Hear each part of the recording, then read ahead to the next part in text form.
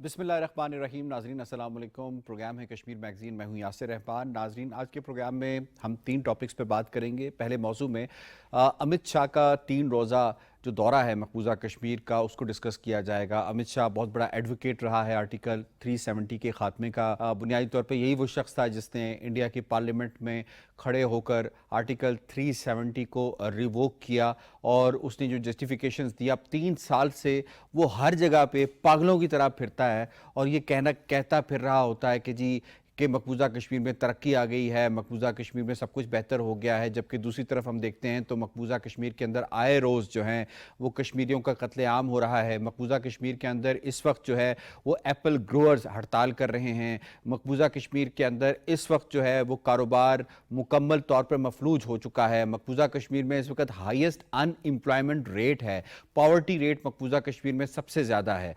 अब उस चीज़ को ख़त्म करने के लिए, उस हजीमत से बचने के लिए ये शख्स बार बार कश्मीर के मकबूजा कश्मीर के दौरे करता है और बार बार उनको सियासी रिश्वत देने की कोशिश करता है। आज के इस प्रोग्राम में पहले टॉपिक में बात करेंगे। दूसरे टॉपिक में जब हम जाएंगे तो हम ये देखेंगे कि एक मुनज़्ज़म तरीके से हम पिछले कई प्रोग्राम्स में बात कर चुके हैं इस हवाले से कि कश्मीरी नौजवानों का कत्लेआम किया जा रहा है। कभी उन्हें कासोस के नाम पर कत्ल किया जाता है, कभी उन्हें फ़ेक इनकाउंटर्स के नाम पर कत्ल किया जाता है, कभी उठाया जाता है, कभी उन पे पीएसए लगाया जाता है, कभी उन्हें जेल से रिहा करके और जेल से निकाल कर मारा जाता है। बुनियादी तौर पर मकसद यही है जो कश्मीरी नौजवान हैं वो उस तहरीक का हिस्सा ना बन सकें, उन्हें डराया जाए। इस पर बात करेंगे। और प्रोग्राम के तीसरे हिस्से में जब हम जाएंगे तो एक तरफ तो मकबूजा कश्मीर के अंदर ये सूरत हाल है और दूसरी तरफ आज़ाद कश्मीर के अंदर लोग खुशहाली से ज़िंदगी गुजार रहे हैं। आज़ाद कश्मीर के अंदर जो है इस वक्त इंफ्रास्ट्रक्चरल काम भी ज़बरदस्त ज़ोरों पर जारी हैं।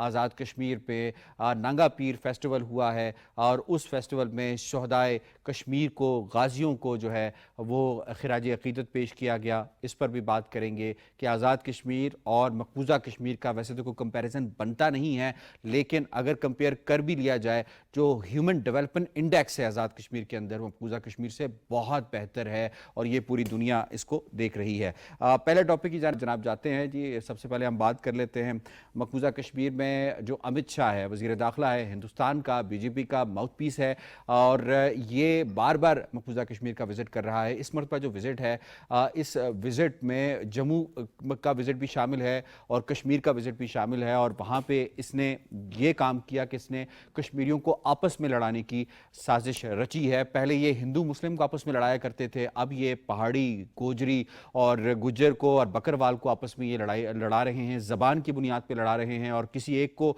कुछ जो है रिश्वत दे के सियासी तौर पे वो लड़ाया जा रहा है। ये सब कुछ क्यों किया जा रहा है? इनकी एक बहुत पुरानी रफ़ीक़ा रही हैं, इनकी साथ सीएम भी रही हैं कठपुतली महबूबा मुफ्ती। वो इस हवाले से, इनके विज़िट के हवाले से क्या कहती हैं, आपसे शेयर करते हैं। कई दिनों से आप जानते हैं पीर पंचाल में बहुत टेंशन चल रहा है। जब से पहाड़ियों को लेके होम मिनिस्टर के आने के शेड्यूल ट्राइब की बात चल रही है, भाई भाई का दुश्मन हो गया है। एक ही माँ के 2 बेटे हैं और एक दूसरे के खून के प्यासे हो गए हैं और ऐसा आपस में लड़ाया जा रहा है इनको। आपस में आप एक दूसरे को गाली गलौज कर रहे हैं, एक दूसरे के साथ लड़ रहे हैं, एक दूसरे के खून के प्यासे हो रहे हैं। आपको होम मिनिस्टर आएंगे, वो चले जाएंगे वापस। बीजेपी आज है, कल नहीं होगी।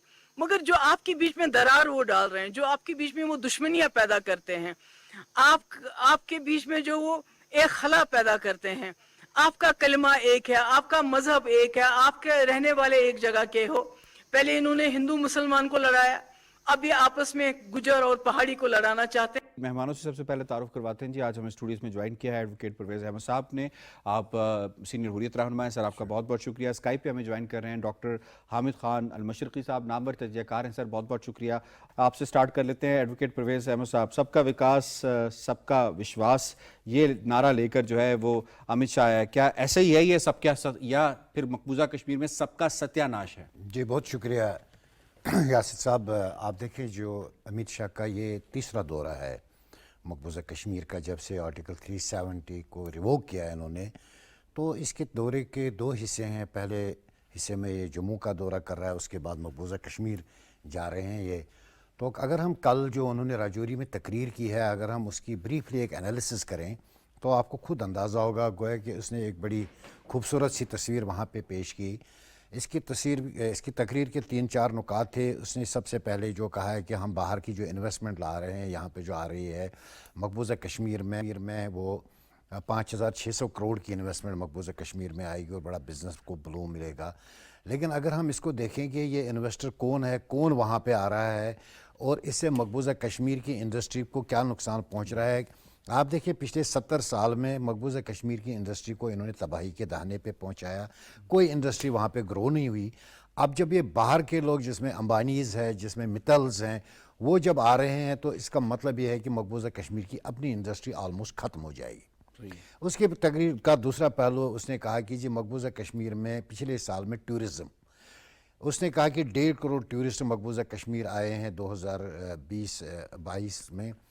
تو اب یہ دیکھیں کہ اس میں وہ ٹورسٹ شامل ہے جس کو ہم ملٹرائزڈ پلگرمیج کہتے ہیں, جو ویشنو دیوی اور جو وہاں پہ ان کا جو وہاں پہ امرناتھ یاترا ہے وہاں پہ 1.25 کروڑ لوگ تقریباً وہ آئے ہیں جس کو ملٹرائزڈ پلگرمیج کہتے ہیں. اور میرا خیال سپانسرڈ تھا گورنمنٹ. ہاں, جو گورنمنٹ کی دیکھیں پہلے یہ آتے تھے وہاں پہ ہزاروں میں, جب یہ کروڑوں میں آئے تو یہ کشمیریوں کو یہ تاثر دینا چاہتے تھے کہ ہم کشمیر کو فتح کرنے آئے ہیں اور ان کے لیے فیسیلیٹیٹ کیا. اس سے وہاں کی انوائرمنٹ پہ کتنا فرق پڑا, وہاں کا ایکو سسٹم کتنا متاثر ہوا.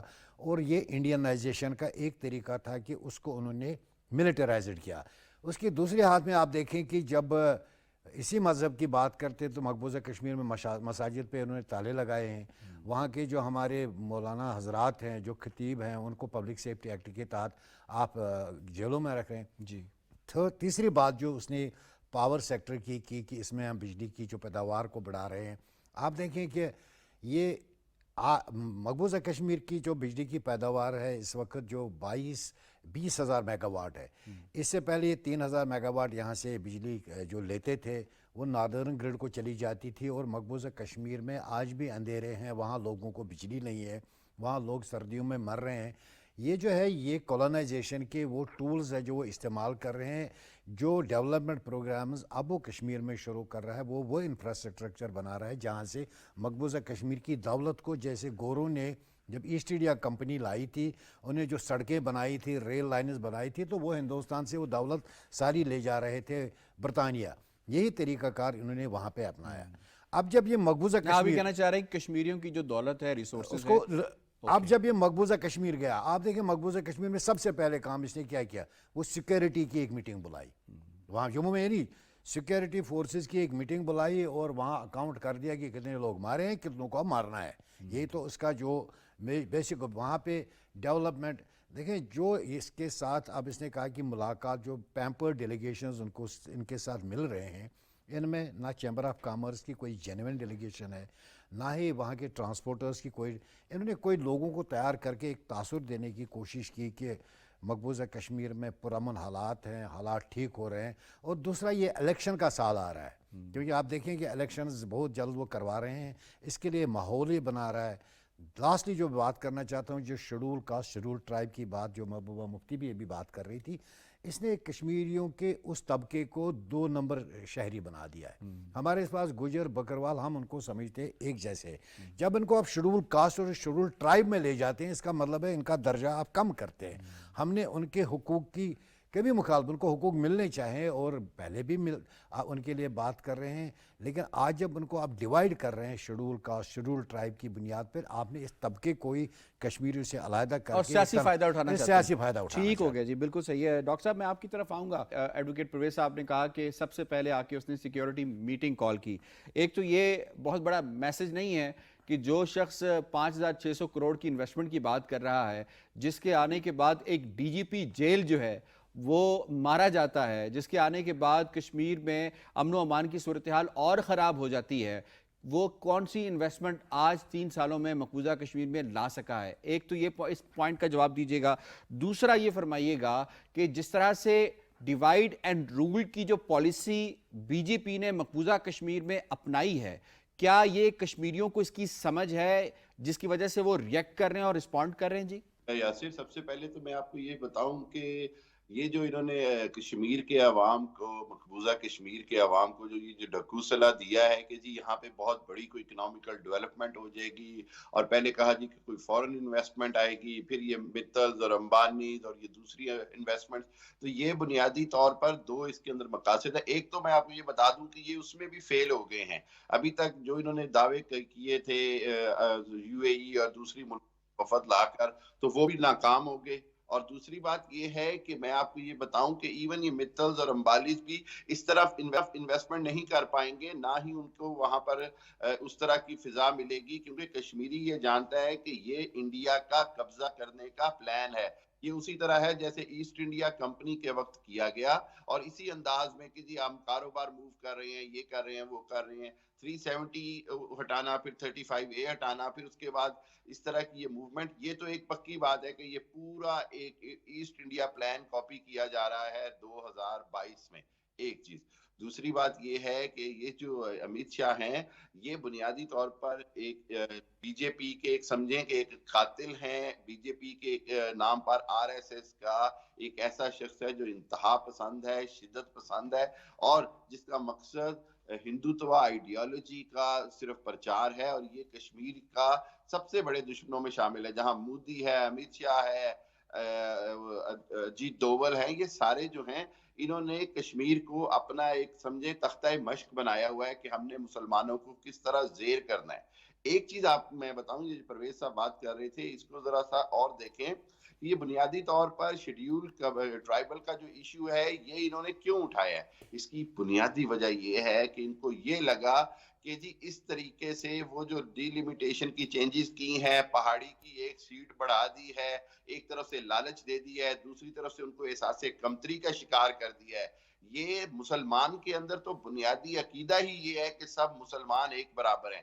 شیڈیول ٹرائب کا لفظ یا شیڈیول کاسٹ یا شیڈیول کا لفظ لانا اسلام کی بنیادی تعلیمات کے منافی ہے، اور اس طرح یہ جو میسج دینا چاہ رہے ہیں وہ یہ دینا چاہ رہے ہیں کہ ہم نعوذ باللہ آپ کو ہندو سسٹم کے تحت رن کرنا چاہ رہے ہیں، ہم اس سسٹم کے تحت رن کرنا چاہ رہے ہیں جس سسٹم کے تحت ہم نے 50-60 کروڑ دلت کو شیڈیول کاسٹوں میں ڈالا ہوا ہے، ہم اس سسٹم کے تحت آپ کو آپریٹ کرنا چاہ رہے ہیں جس طرح ہم نے براہمن کو سب سے اوپر بنا دیا ہے۔ سو کشمیر کے اندر کشمیری خود بھی سمجھتے ہیں، کشمیری خود بھی جانتے ہیں، یہ بھی طریقہ ان کا جلد بے نقاب بھی ہو جائے گا اور یہ نہ چل سکے گا۔ اور آپ دیکھیے گا کہ آئندہ آنے والے دنوں میں جو کشمیر کے اندر امیت شاہ کی یہ جو پالیسی ہے یہ بھی ناکامی کا شکار ہوگی۔ دیکھیں کشمیریوں کا بنیادی جو مسئلہ ہے وہ یہ ہے کہ ان کے کاروبار تباہ کر دیے گئے، ان کی معیشت ختم کر دی گئی، بالکل گھروں ٹھیک، کو تباہ کر دیا گیا، تو اس صورتحال میں وہ امیت شاہ کے ڈھکوسلے میں نہیں آئیں گے۔ بالکل ٹھیک ہے ایڈوکیٹ صاحب، میں آپ کو اس میں انوالو کرتا ہوں۔ آزاد میں بھی بھرپور احتجاج کیا گیا اور امیت شاہ کے پتلے بھی جلائے گئے، اور آزاد کشمیر میں جو لوگ ہیں، آزاد کشمیر میں بسنے والے ہیں، ان کا یہ کہنا تھا کہ ہمیں کسی طور پہ اجازت دے دے انتظامیہ، تاکہ ہم اس طرف جا کے امیت شاہ کو جو ہے بتائیں کہ وہ کیسے مقبوضہ کشمیر کے اندر آ سکتا ہے۔ جو غم، جو غصہ کشمیریوں کے اندر بھرا ہوا ہے امیت شاہ کو لے کر، یہ کبھی ان کے پلانز پہ عمل درآمد یہ لوگ کروا پائیں گے؟ یہ اڈانیز کو، امبانیز کو، کارپوریٹ مائٹ کو مقبوضہ کشمیر میں ٹھیکے دلوا پائیں گے؟ دیکھیں یاسر صاحب، آپ دیکھیں نا، مقبوضہ کشمیر کے لوگوں کے پاس انڈیا کو یا انٹرنیشنل کمیونٹی کو میسیج دینے کے چند ایک طریقے ہیں۔ دیکھیں میں نے پہلے بھی کہا کہ ہمارے پاس کوئی بندوق نہیں ہے، ہمارے پاس کوئی ٹینک نہیں ہے ہم امیت شاہ کو روک سکے یا 10 لاکھ آرمی کو۔ ہمارے پاس ریزسٹنس کے طریقے ہیں۔ ہم نے ریزسٹنس کا آج جو طریقہ کیا، ہم نے مقبوضہ کشمیر کو بند کر دیا ہے، ہڑتال دی، آل پارٹیز حریت کانفرنس نے کال، اور پورے آزاد کشمیر میں بھی ہڑتال ہم نے پوری دنیا کو بتایا دیکھیں ہم ٹینک ہمارے پاس نہیں ہے، لیکن ہمارے پاس وہ ریزالو ہے کہ ہم نے امیت شاہ کو کلیئر کر دیا، بھائی ہم آپ کو کسی صورت یہاں پہ ویلکم نہیں کرتے ہیں، آپ بے شک فوجیوں کے سائے میں آ جائے۔ ایک سیکیورٹی بلینکٹ آپ نے بچھا دیا ہے، ہر گھر میں ایک فوجی آپ نے بٹھایا ہے، اور اس کے بعد امیت شاہ آئے گا اور کہے گا میں مقبوضہ کشمیر کو فتح کرنے آیا ہوں۔ یہ پاسبل نہیں ہے۔ اگر دنیا یہ سمجھتے ہے تو ان کے لیے کلیئر اینڈ لاؤڈ میسیج آ جی۔ جہاں تک آزاد کشمیر، دیکھیں آزاد کشمیر ہمارا بیس کیمپ ہے۔ جب یہ آزاد ہوا تھا تو یہی ایک کمٹمنٹ تھی کہ اس حصے کو آزاد کروانا ہے۔ ان کا جو رول ہے ہم اس کو اپریشیٹ کرتے ہیں، کیونکہ اس سے کشمیریوں کے حوصلے ضرور بڑھتے ہیں. جب ان کی آواز کے ساتھ آواز ملتی ہے تو ہم یہ سمجھتے ہیں کہ ہم تنہا نہیں ہیں. تو مقبوضہ کشمیر کے لوگوں اس کو قدر کی نظر سے دیکھتے ہیں اور اس کو ویلکم بھی کرتے ہیں اور اس کو اپریشیٹ بھی کرتے ہیں. تو جہاں تک امت شاہ کی بات ہے، امت شاہ نے 3 دورے آج تک کیے ہیں، یہ تیسرا دورہ ہے اس کا. 3 دوروں میں جب وہ کچھ نہیں کر سکا تو آج کیا کرے گا؟ آج کیا کرے گا؟ بالکل ٹھیک ہے جی. مجھے کوئکلی پروگرام کے دوسرے ٹاپک کی جانب بڑھنا ہے. نوجوانوں کی ہم بات کر رہے ہیں. نوجوان جو ہیں کسی بھی قوم کا مستقبل ہوتے ہیں، ان کے پاس بھاگ دوڑ ہوتی ہے اور وہ کسی بھی تحریک کو آگے لے جانے کی بھرپور صلاحیت رکھتے ہیں. برہان مظفر وانی کے حوالے سے اگر ہم بات کر لیں یا جتنے بھی نوجوان مقبوضہ کشمیر میں اب تک شہید کیے جا چکے ہیں ان کے حوالے سے بات کریں، ایک لمبی داستان ہے. یہی وجہ ہے کہ ہندوستان جو ہے ایک منظم پلان کے تحت، منظم طریقے کے تحت جو ہے نوجوانوں کو نشانہ بنا رہا ہے. اور اگر آپ دیکھیں پچھلے کچھ عرصے میں جن نوجوانوں کو شہید کیا گیا ہے یہ ہزاروں کی تعداد میں بنتے ہیں. ان میں میکسیمم جو تعداد ہے 99% جو شہداء کی تعداد ہے وہ نوجوان ہی بنتے ہیں. ڈاکٹر صاحب میں آپ کو اس میں شامل کروں گا. نوجوانوں کو جس منظم طریقے سے شہید کیا گیا ہے ان کا کوئی پلان وہاں پہ کارگر ثابت نہیں ہو رہا. کبھی کسی کو اٹھا کر اس پر پی ایس اے لگاتے ہیں، کبھی جیل میں ڈالتے ہیں، کبھی کاسز کرتے ہیں، کبھی راتوں کو ٹھٹھرتی سردی کے اندر ان کو نکال کر جو ہے وہ غائب کر دیا جاتا ہے اور بعد میں ان کی لاشیں برآمد ہوتی ہیں. اور اب تو ڈیڈ باڈیز بھی ان کی جو ہیں جسد خاکی وہ بھی ان کے ورثاء کے حوالے نہیں کیا جاتا. یہ ایک منظم طریقے سے نوجوانوں کو کی ہلاکتوں کا، ان کی شہادتوں کا سلسلہ ہندوستان کر رہا ہے تاکہ نوجوان نہ رہیں، تاکہ یہ تحریک آگے نہ چل سکے. یاسر دیکھیں، میں نے کئی پلیٹ فارمز کے اوپر یہ بات کی ہے کہ دنیا کو یہ سمجھنا پڑے گا کہ مودی کی جو فاشسٹ حکومت ہے وہ مقبوضہ کشمیر کے اندر وار کرائم کر رہی ہے، وار جینوسائیڈ کر رہی ہے. ٹیکنیکل طریقے سے بھی، پلانڈ طریقے سے بھی. ان کا جو مقصد ہے وہ یہ ہے کہ کشمیری جو 70 سال سے لڑ رہے ہیں وہ 80 لاکھ کشمیری، دیکھیں ان کی اس وقت جو کشمیر کی یوتھ پاپولیشن ہے وہ 40% پلس ہے. وہ اس 40% پلس پاپولیشن سے خوف زدہ ہیں کہ یہ اب یونیورسٹیوں میں، کالجز میں اور دفاتر میں ینگسٹر یہ سب جانتے ہیں کہ آخری جنگ ان کو لڑنی پڑے گی. ان کو کشمیر کو فاشسٹ مودی حکومت سے یا انڈین حکومت سے آزاد کروانا پڑے گا. یہ جو طریقے اپنا رہا ہے انڈیا، یہ ایسے طریقے ہیں کہ اس سے ظلم تو وہ دکھا رہا ہے اپنا، اس سے اپنی طاقت تو دکھا رہا ہے، لیکن اس سے وہ کشمیر کی آزادی کی جدوجہد ختم نہیں کر سکتا.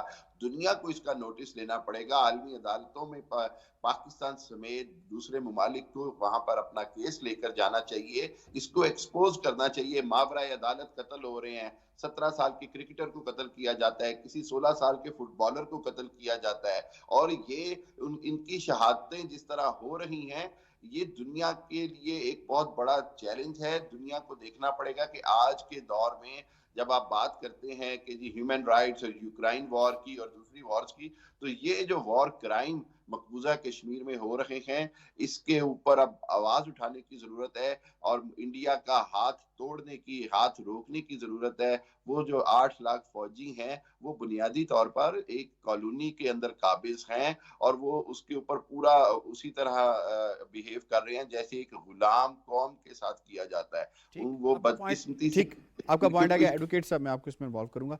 سینما، کیا کشمیری نوجوان کا مسئلہ ایک سینما کھولنا ہے؟ کیا کشمیری نوجوان کا مسئلہ بھجن اس سے گوانے ہیں، اس کی برین واشنگ کرنی ہے، یا کشمیری نوجوان جو بچپن سے دیکھتا آیا ہے اپنے بڑوں کو جس جد و جہد کے ساتھ، اسی جد و جہد کا وہ حصہ بنے گا، یا ہندوستان کامیاب ہو پائے گا اس جد و جہد سے اس کو توڑنے میں؟ دیکھیں یاسر صاحب، میں آپ کو ایک بات بتاؤں کہ اگر ہندوستان کا اس وقت مسئلہ ہے وہ کشمیری نوجوان ہی ہے. کیونکہ آپ دیکھیں کہ اب یہ موومنٹ جو ہے ٹرانسفارم ہو گئی ہے. یہ اب نوجوانوں نے اس کو اون کیا ہے. آپ دیکھیں برہان مظفر وانی جس کا آپ نے ابھی ذکر کیا، جو آئیکونک ہمارا لیڈر تھا جو شہید ہو گیا، بہت معصوم سا چھوٹا سا بچہ تھا. اس وقت ہندوستان کے جو ملٹری اسٹیبلشمنٹ تھا، جن کے ڈی جی پی جو وہاں پہ، انہوں نے کہا تھا کشمیر میں، مقبوضہ کشمیر میں، جو بپن راوت کے الفاظ ہیں کہ 256 ٹوٹل یہاں پہ اسٹرنگتھ ہے جناب فریڈم فائٹرز کی. تب سے آج تک انہوں نے ہزاروں نوجوانوں کو شہید کیا. یعنی کہ وہ 256 ابھی بھی بقول ان کے موجود ہے، وہ ابھی تک. اس کا مطلب ہے کہ وہاں پہ ایک نوجوان شہید ہوتا ہے تو دوسرا اس آزادی کی علم کو پکڑتا ہے اور آگے نکلتا ہے. انہوں نے کیا ظلم نہیں کیا آپ مجھے بتائیں. جیسے آپ نے کہا ڈیڈ باڈیز کو یہ ورثہ کو نہیں دیتے ہیں اور کشمیری نوجوان کو خوفزدہ کرنا چاہتے ہیں. دیکھیں مرنے کے بعد بھی آپ کے ساتھ کیا سلوک ہوگا. لیکن اس کے باوجود آپ آئے دن دیکھتے ہیں کہ نوجوان اٹھتا ہے, ان کے خلاف مزاحمت کرتا ہے. تو اس لیے ہندوستان کا یہ میجر کنسرن اس وقت ہے کہ کشمیر کے نوجوان کو کسی نہ کسی طریقے سے یا تو متنفر کیا جائے اس مومنٹ سے یا اس کو خاموش کیا جائے. اس کے لیے انہوں نے سنیما گھر کھولے کیونکہ دیکھیں سنیماز وہاں پہ 92 سے پہلے بھی تھے. انہوں نے آج ایک کھولا وہاں 50 تھے. براڈ وے تھا, پلیڈیم تھا. ہم خود اسٹوڈنٹ رہے ہیں اور ہم نے ان سنیماؤں کو, کیونکہ اس وقت ایک ڈفرینٹ فیز تھا. اس کے بعد جب کشمیریوں نے اس مومنٹ کو ایک فل فلجڈ ریزسٹنس مومنٹ میں جب یہ اس کو لے گئے تو اس کے بعد یہ ترجیحات ختم ہو گئی ہے. 90 پہلے کا کشمیر اور 90 کے بعد کے کشمیر کو آپ دیکھیں گے وہاں سنیما کوئی جہاں لاشیں اٹھتی ہیں وہاں فلم دیکھنے کون جائے گا. ہر گھر سے جنازے اٹھتے ہیں اور آپ جنازوں کی ریپلیسمنٹ ایک فلم سے کریں گے, ایک مووی سے کریں گے. تو میرے خیال سے یہ ایک سافٹ امیج دنیا کو دینا چاہتے ہیں. دیکھیں جی سنیما بھی وہاں پہ چل رہے ہیں, وہاں میکڈونلڈز بھی کھولا گیا ہے, لیکن کشمیری کو اس سے نہ بہلایا جا سکتا ہے کیونکہ کشمیری نے فیصلہ کیا کہ میں نے ہندوستان کے ساتھ نہیں رہنا ہے اور اس کو اپنا حق ملنا چاہیے. بالکل ٹھیک ہے جی. اور یقیناً جو کشمیری ہیں ان کے اوپر بے شک یہ الزامیں دار اندازی کے اور باقی معاملات کے, لیکن کشمیری نوجوان اپنی تحریک سے پیچھے نہیں ہٹیں گے. اب ہم تیسرے ٹاپک کی جانب بڑھتے ہیں. ڈاکٹر صاحب میں آپ کو اس میں انوالو کروں گا. ناگا پیر فیسٹیول ہوا جی, اس طرح باقی فیسٹیولز بھی ہو رہے ہیں مقبوضہ کشمیر میں. تو یقیناً ہمیں دیکھنے کو نہیں ملتا, اگر ملتا بھی ہے تو وہاں پہ ہمیں RSS کے گنڈے نظر آتے ہیں جو امرناتھ یاترا کے نام کے اوپر جو ہے وہاں پولوشن کا سبب بنتے ہیں. لیکن ہم نے دیکھا کہ آزاد کشمیر کے اندر انفراسٹرکچر کی بحالی بھی ہو رہی ہے. یہاں پہ کسی کو کوئی پابندی نہیں ہے کہ وہ جہاں کہیں جائے, پڑھے, جاب کرے, کاروبار کرے. ہندوستان میں ہم نے دیکھا کہ کشمیری جہاں کہیں بھی جاتے ہیں, کسی بھی علاقے میں ان کے جاتے ہیں, وہاں کشمیریوں کو مارا جاتا ہے, پیٹا جاتا ہے, ان کے ساتھ امتیازی سلوک کیا جاتا ہے. یہ جو تخصیص ہے, دونوں کا فرق ہے, خاص طور پہ اس کا نفسیاتی اثر کیا ہوتا ہے اور اس کا ہیومن ڈیولپمنٹ انڈیکس کے اوپر کیا اثر پڑتا ہے اگر دونوں علاقوں کو, دونوں خطوں کو دیکھا جائے تو؟ دیکھیں یاسر سچی تو بات یہ ہے جیسے بھی کہا کہ کوئی تولنا نہیں ہے, کوئی کمپیریزن نہیں ہے مقبوضہ کشمیر میں اور آزاد کشمیر جو پاکستان کے پاس ہے. اس کی ہیومن ڈیولپمنٹ انڈیکس لے لیں, اس کے لوگوں کی خوشحالی کو لے لیں, وہاں پر لوگوں کے پیسفل رہنے کو لے لیں. دیکھیں سب سے بڑی بات کیا ہے, پاکستان کے جو آزاد کشمیر ہے اس کے اندر آپ کو سڑک پر ایک فوجی بھی نظر نہیں آتا. پاکستان کا فوجی صرف لائن آف کنٹرول پر بھارت کے جو دشمن کے سامنے کھڑا ہے. ٹھیک ہے, آزاد کشمیر کے اندر رہنے والا کشمیری مکمل طور پر آزاد ہے, پاکستانی بھی ہے. وہ اپنی ایکٹیویٹیز کرتا ہے, وہ اپنے میلے کرتا ہے, وہاں پر پولیٹیکل ایکٹیویٹی ہے. وہاں پر دیکھیں اس طرح کی پولیٹیکل جو وہاں پر مقبوضہ کشمیر کی ہم بات کر رہے ہیں, اس طرح کی پولیٹیکل کانسپریسی نہیں ہو رہی, بلکہ پولیٹیکل گورنمنٹ آتی ہے, چاہے وہ PTI کی گورنمنٹ آئے, چاہے وہ پیپلز پارٹی کی آئے, مسلم لیگ کی, کسی کی بھی آئے, مسلم کانفرنس کے. پولیٹیکلی انتہائی اسٹرانگ سسٹم ہے. دوسری بات یہ ہے کہ وہاں پر خوشحالی ہے, وہاں سے ہزاروں لاکھوں لوگ انگلینڈ اور یورپ میں جا کے پیسہ بناتے ہیں, ترقی میں حصہ ڈالتے ہیں. تیسری بات یہ, حکومت پاکستان اور کشمیر حکومت مل کر لوکلی بہت زیادہ ڈیولپمنٹ کا کام کرتے ہیں. جیسے میں کہتا ہوں, ابھی میں پچھلے دنوں کشمیر میں تھا تو میں نے وہاں پر خود کچھ جگہوں کے دورے کیے, سارا کچھ کیا, تو ایک چیز نظر آئی اور وہ یہ تھی کہ commitment for the development of the Kashmir بہت زیادہ ہے ایز کمپیئر ٹو باقی دنیا یا باقی کشمیر کے ساتھ. تو جو مقبوضہ کشمیر ہے اس سے تو کوئی کمپیریزن ہی نہیں ہے. خوشحالی کا لیول دیکھ لیں. ابھی یہ جو ناگا پیر کے اوپر پاکستان کا اتنا بڑا جھنڈا لہرایا گیا ہے کشمیر کے لوگوں نے, یہ ان کی پاکستان سے والہانہ محبت, پاکستان سے پاکستانی 22 کروڑ جو ان سے محبت کرتے ہیں, یہ ان کی طرف سے اس کا اظہار ہے. سو کشمیر اور پاکستان تو آپ سمجھیں لازم و ملزوم ہے. کشمیر پاکستان کا اگر اٹوٹ انگ ہے تو وہ اسی وجہ سے ہے کہ ہمارے ہاں جو کشمیری ہے وہ خوش ہے اور وہ یہ جانتا ہے कि अगर बाकी कश्मीर भी आज़ाद होगा तो वो इंशाल्लाह और ज़्यादा खुशहाल होगा। इसके अंदर मैं गवर्नमेंट ऑफ आज़ाद कश्मीर को अप्रिशिएट करता हूँ, इसके अंदर मैं वहाँ की पॉलिटिकल सिस्टम को अप्रिशिएट करता हूँ, इसके अंदर हुकूमत पाकिस्तान को अप्रिशिएट करता हूँ। ये सब कुछ मिलाकर ही हम पूरी दुनिया को ये मैसेज देते हैं कि आज़ाद कश्मीर जो है वो दरअसल मुकम्मल तौर पर खुद मुख्तार इलाका है, वहाँ के लोग खुश हैं और वहाँ का ह्यूमन डेवलपमेंट इंडेक्स जो है वो कहीं पर भी कंपैरिजन के लिए पेश किया जा सकता है। बिल्कुल ठीक है जी।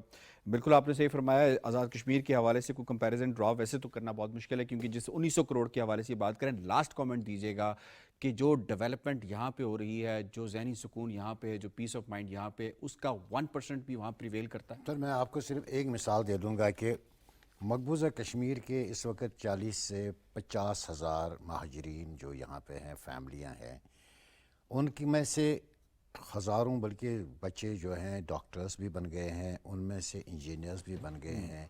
आज़ाद कश्मीर में वो सुकून की ज़िंदगी गुजार रहे हैं, जबकि हमारा बच्चा हिंदुस्तान में पढ़ नहीं सकता है। यही एक कंपैरिजन है कि इवन जब हम बानहर टनल को छोड़ देते हैं, जम्मू से थोड़ा सा आगे जाते हैं, तो हमारे लिए मुसीबतों के पहाड़ टूट जाते हैं, अजीरन जिंदगी बन अजीरन जाती है। I बन have to गई। wind तो up, ये एक सिंपल सा कंपैरिजन है कि सही, मकबूजा बिल्कुल कश्मीर ठीक। और आज़ाद कश्मीर की बिल्कुल ठीक है। एडवोकेट परवेज साहब, हामिद खान मशरक़ी साहब, दोनों मेहमानों का बहुत बहुत डिटेल के साथ आपने मौज़ूआत के ऊपर रोशनी डाली जी। प्रोग्राम कश्मीर मैगज़ीन से इतना ही। यासिर रहमान को दीजिए इजाज़त। अल्लाह ने के पान।